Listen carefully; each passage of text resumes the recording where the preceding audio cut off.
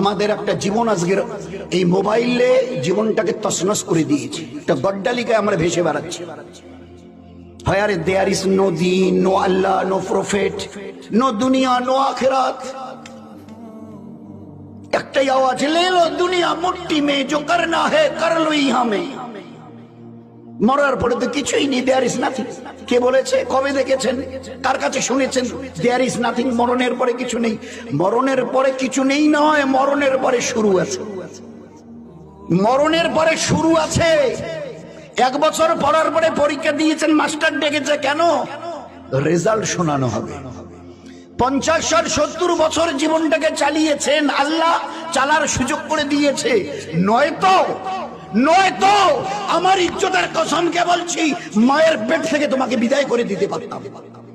গ্রামে খবর নাও, হাজারো বাচ্চা বাপের ওই